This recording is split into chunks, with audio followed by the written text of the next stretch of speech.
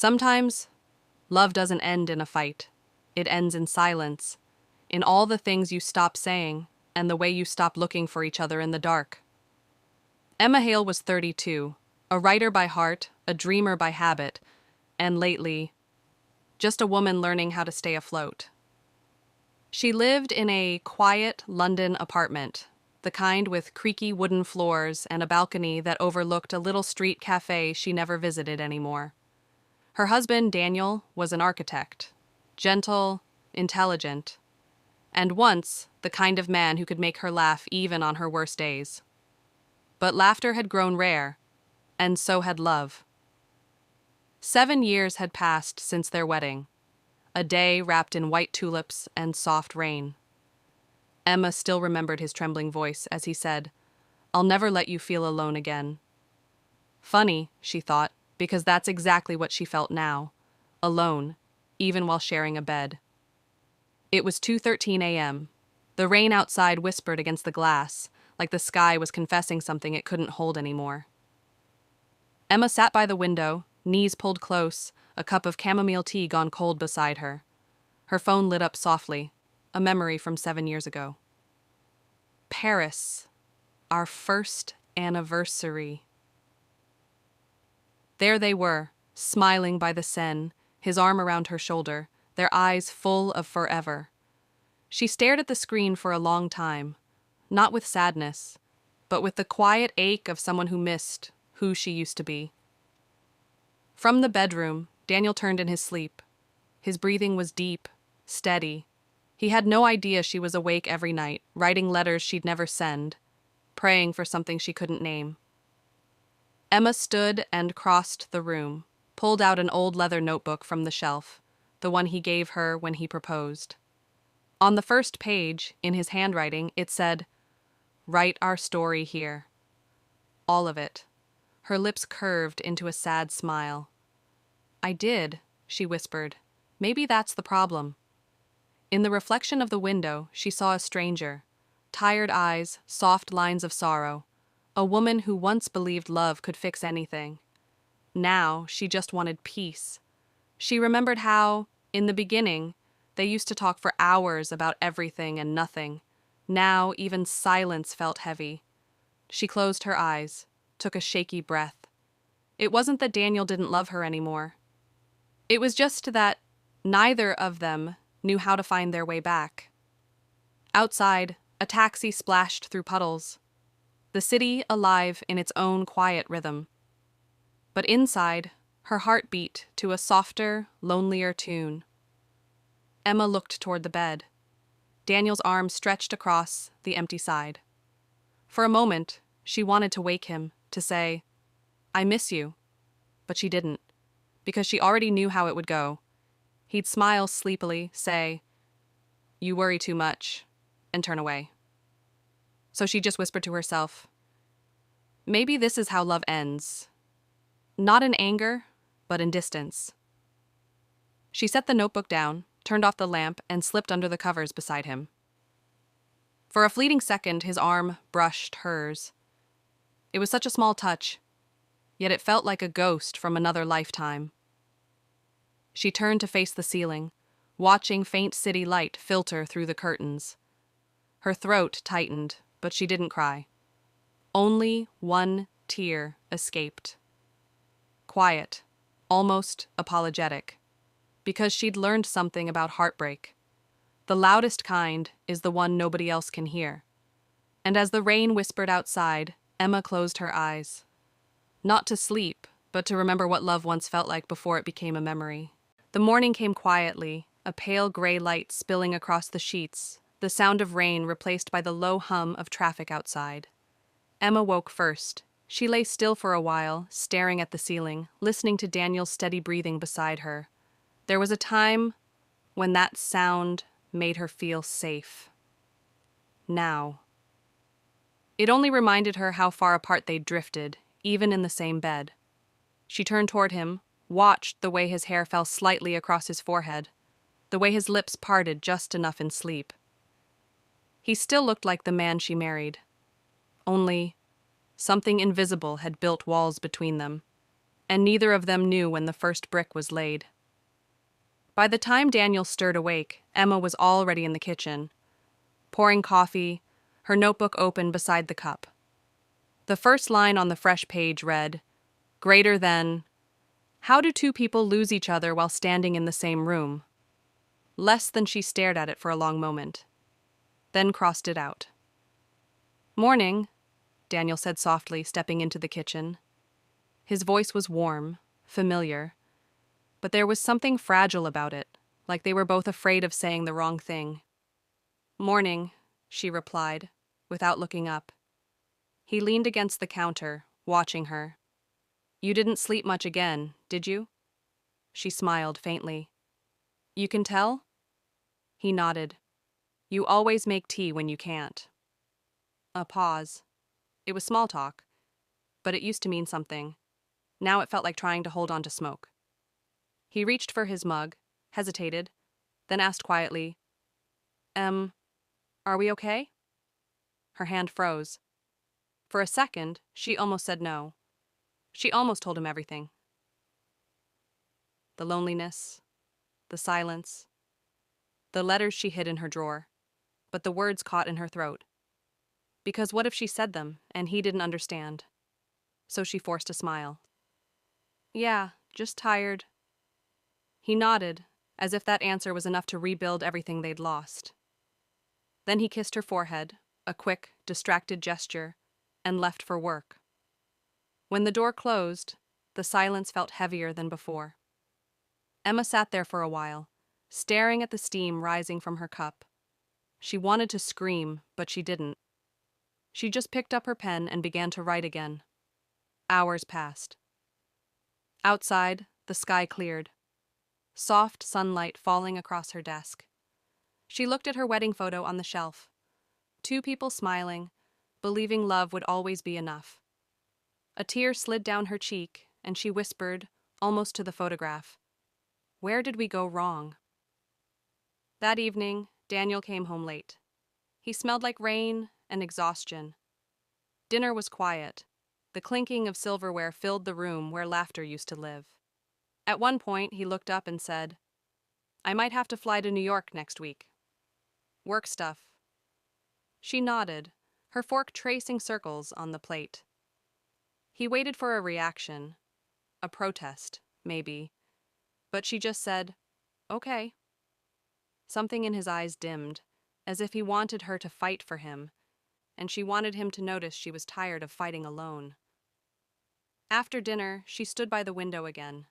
The city lights shimmered through the mist, and in the reflection, she saw Daniel in the other room, scrolling through his phone. They were living together, but their worlds had stopped touching. Emma closed her eyes, and a single thought whispered through her heart. Love doesn't always die suddenly. Sometimes it just fades quietly until one day you realize you're strangers who share a past. And as the night deepened around her, she knew something had to change. Because silence, if left too long, becomes its own kind of goodbye. The next morning, the air felt heavier than usual, like the world itself knew something inside her was shifting. Emma moved through her routine quietly, the soft clink of dishes and hum of the kettle, the only sounds in the apartment. Daniel was getting ready for work. He buttoned his shirt in front of the mirror, eyes fixed on his reflection instead of her. She stood behind him for a moment, watching. There was a time when he used to glance back, pull her close, kiss her shoulder. Now, it was just silence.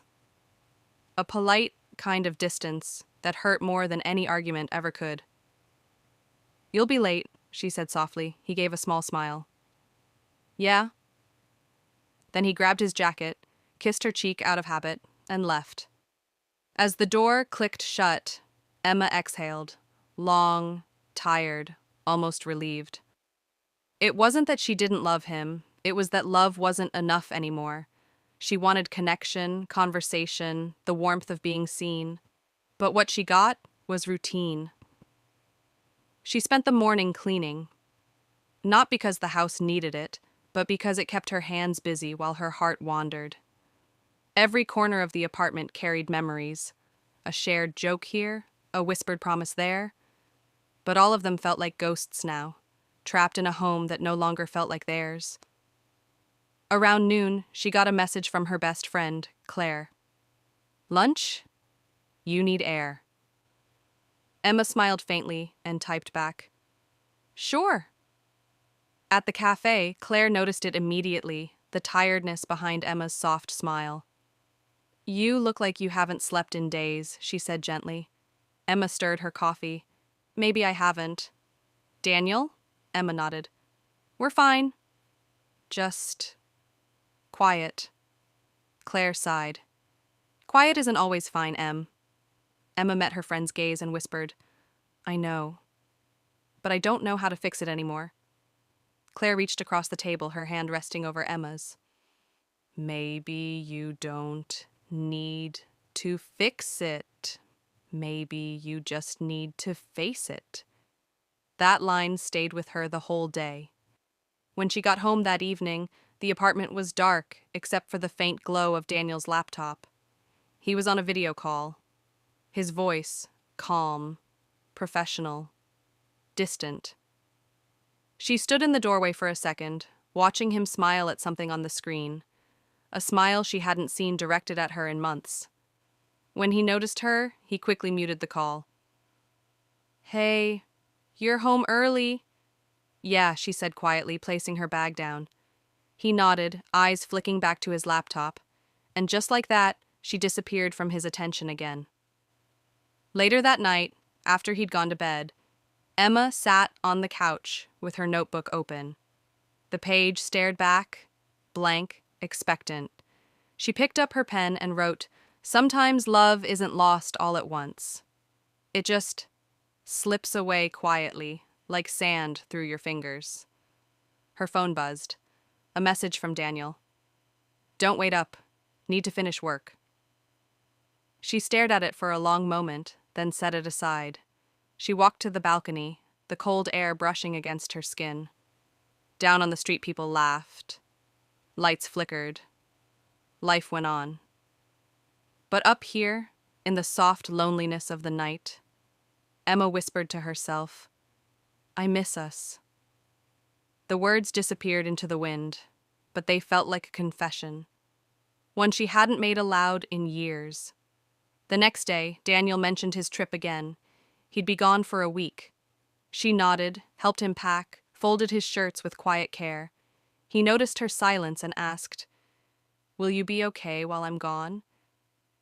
Emma smiled, the kind that didn't reach her eyes. "Yeah, I think I will." He hugged her briefly, an automatic gesture that once meant safety. Now, it just meant habit. When he finally left for the airport, Emma stood by the door long after it closed. For the first time in a long time, the apartment felt calm. Not empty, just quiet, the kind of quiet that didn't hurt. She walked to her desk, opened her notebook again, and began a new page.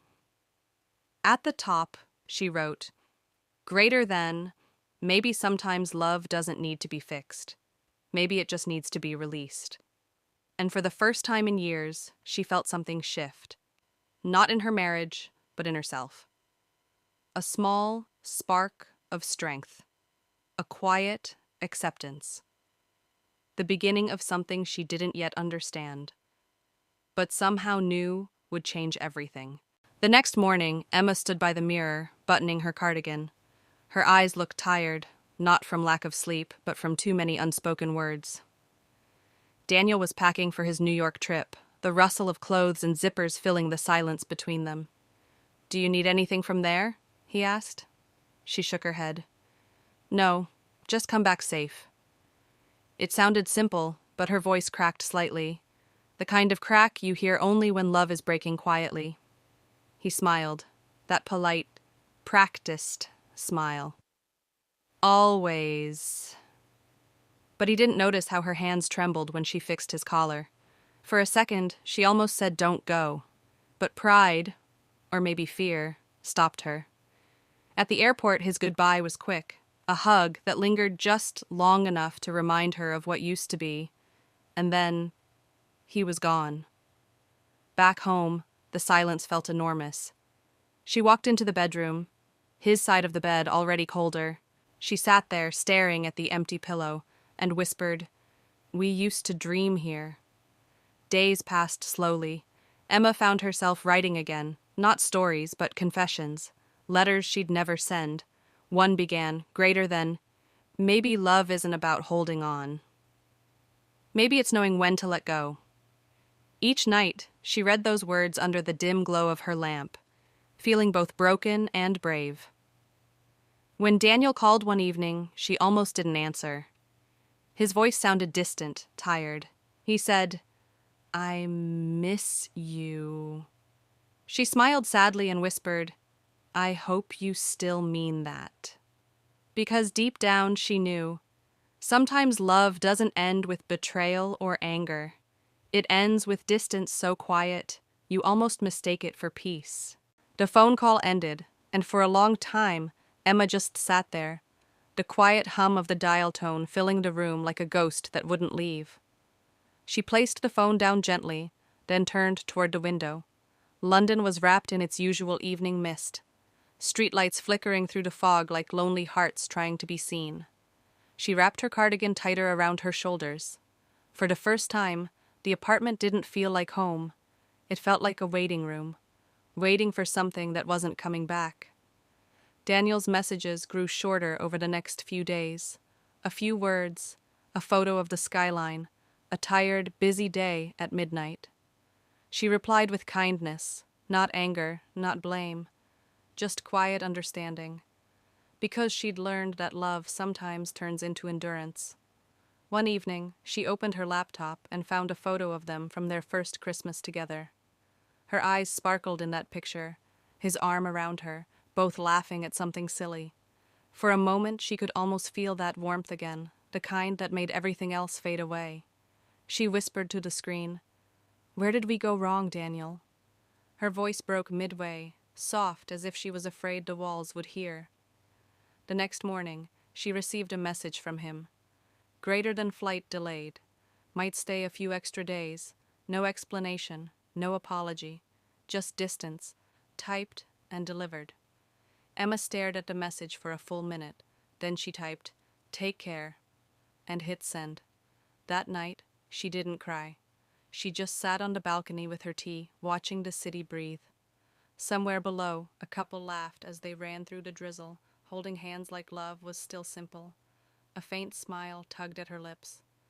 She wasn't angry anymore, just tired. Tired of waiting to be seen, to be chosen the way she once was. Inside, the clock ticked softly, each second stretching the space between them a little further.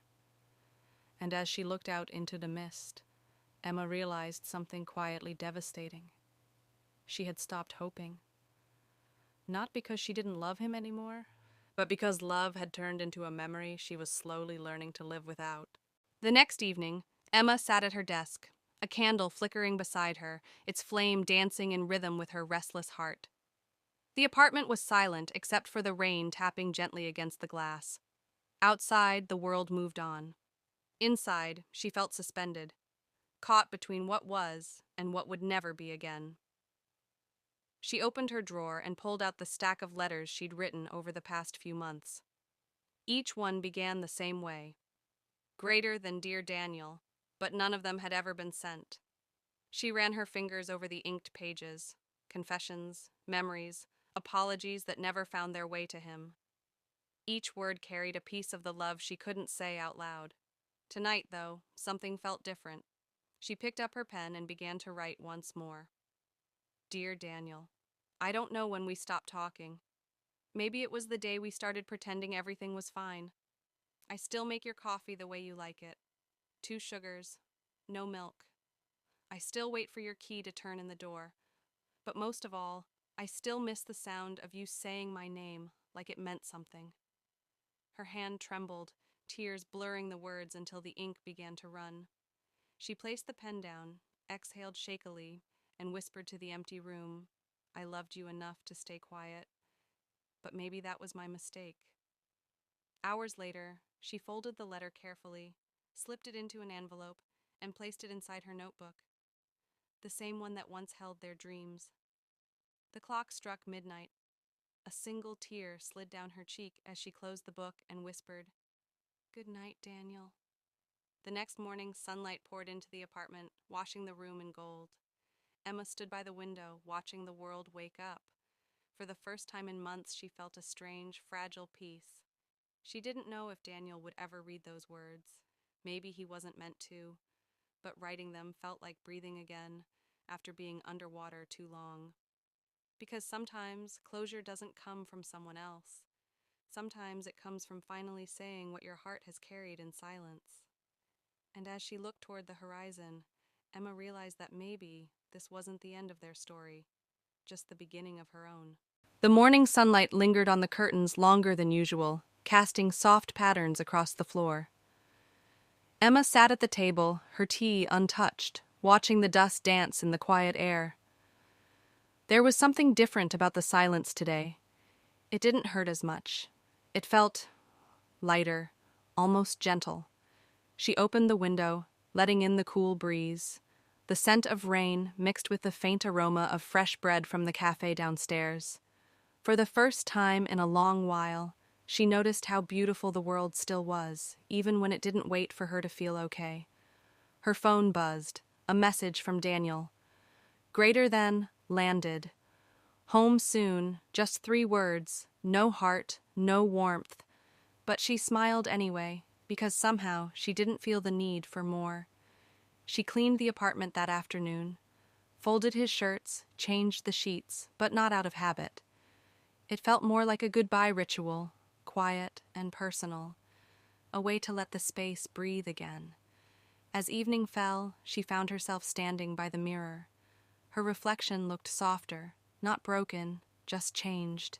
She touched her face and whispered, "You made it through." That night, she sat by the balcony once more, a gentle wind brushing against her hair. The city was alive, laughter, music, the hum of stories still unfolding. Somewhere out there, love was still beginning for someone, and that thought made her smile. When the sound of keys turned in the lock, she didn't flinch. Daniel walked in, tired eyes, suitcase in hand. Their gazes met, quiet, unsure. He said, "Hey." She replied softly, "Welcome home." 2 words, simple and calm, but they no longer carried the weight of expectation. He stepped closer, as if searching her face for something familiar. But all he found was peace, the kind that doesn't beg, doesn't cling, doesn't need to be explained. She poured him tea, and for a while they sat together in silence. But this time, the silence didn't ache. It just existed. Like 2 people who once loved deeply and now quietly understood that sometimes love isn't meant to last forever. It's meant to teach you how to let go. The kettle whistled softly, its sound weaving through the quiet like a gentle reminder of routine. Daniel sat across from Emma, hands wrapped around his cup, as if the warmth could fill the spaces words no longer could. They spoke about little things, the flight, the weather, the new project he was handling, everything ordinary, everything safe. But beneath that small talk, something had shifted, a strange, calm distance neither of them tried to hide anymore. Emma watched him for a moment, the tired curve of his shoulders, the faint wrinkle near his temple. Once, she would have reached out to smooth it away. Now, she simply let him be. "Work must be exhausting," she said softly. He nodded. "Yeah, but it keeps me going." His words lingered between them, and she realized for him, going had become easier than staying. After dinner, Daniel unpacked his suitcase.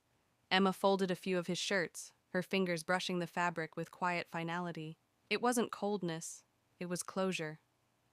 When he walked into the living room, he found her by the balcony again, wrapped in a soft blanket, eyes lost in the city lights. He stood there for a long moment before speaking. Do you ever think we could get back what we had?" She turned slowly, meeting his gaze, calm, steady. "I used to," she whispered. "Every day." He nodded, eyes lowering. "And now?" She smiled faintly. Now I think maybe we were meant to love each other for a while, not forever. Silence, but this time it wasn't heavy, it was honest. He walked closer, stood beside her, their shoulders almost touching. For a moment, they simply breathed, two hearts learning the shape of goodbye without breaking apart. "Do you hate me?" he asked quietly. Emma shook her head. "No, I could never hate you. You were home to me once." His eyes glistened, and for the first time in years, he didn't hide it. She reached out, placed her hand over his, not to hold on, but to thank him for what once was. Outside, the city lights blurred softly, and somewhere, a church bell rang in the distance. Emma looked at him one last time and whispered, "Maybe this is how love ends, not with a storm, but with peace." And when he left for his room, she stayed by the balcony, watching dawn approach, the soft light of a new beginning touching the edges of her quiet heart. The next morning arrived like a quiet confession, soft, hesitant, almost sacred. Emma woke before dawn. The sky outside was still half asleep, painted in pale shades of blue and silver. For a long while she just sat by the window, watching the light stretch across the horizon, like something being born again. Daniel was still asleep, his hand resting loosely on the empty space between them. It used to be where her heart lived, in that warm, familiar distance. Now it was simply space, and she was okay with that. She smiled faintly, then stood up and made her way to the kitchen. The kettle hummed, the aroma of coffee filled the air, and for the first time in years, she didn't feel like she was waiting for anything. There was peace in ordinary things, the clink of a spoon, the flutter of a curtain, the quiet hum of the street below. If you're still here, listening quietly, don't forget to subscribe for more stories that heal, for moments that remind you, you are not alone. She thought of all the versions of herself she had been. The dreamer, the writer, the woman who waited, the one who broke quietly in the middle of the night. And she whispered a soft thank you to each of them, because every version had led her here, to this stillness, this truth. When Daniel woke, he found her standing by the door, a suitcase by her side. His eyes searched hers, not with anger, not even surprise, just the heavy understanding that sometimes endings arrive quietly, without anyone being the villain. She said softly, "I'm going away for a while. There's a writing retreat by the sea." He nodded. "For how long?" She smiled gently. "As long as it takes." No promises, no tears. Just two people standing in the calm after the storm, knowing that love had done what it was meant to do. It had changed them. When she stepped out of the apartment, the morning air felt new, almost forgiving. She looked up at the sky, watched the sun rise slowly behind the clouds, and realized something simple yet profound. You don't always move on by forgetting someone. Sometimes you move on by remembering them kindly. Down the street, the cafe was open, the same one where she had once written about love, loss, and longing. The barista smiled, recognizing her. "Your usual?" Emma nodded. "Yes, and maybe a fresh start too?" She sat by the window with her notebook, pen poised above the first blank page. The words came easily this time, not from pain, but from peace. She wrote about a woman who once loved deeply, and how she learned that letting go wasn't the opposite of love. It was another kind of it. Outside, the city stirred to life. A man laughing on the phone, a mother holding her child's hand, a street musician playing a tune that felt like healing. Emma smiled, turned the page, and kept writing. Because that's what hearts do when they're ready. They write new stories, quietly, bravely, beautifully. And somewhere between the ink and the light, she finally understood. The letter she never sent wasn't meant for Daniel after all. It was meant for herself. A promise that she would keep moving, keep loving, and keep finding beauty in everything that remained. If this story touched your heart, take a deep breath. And remember to like, share, and subscribe for more stories like this. because sometimes the right words can heal more than silence ever could.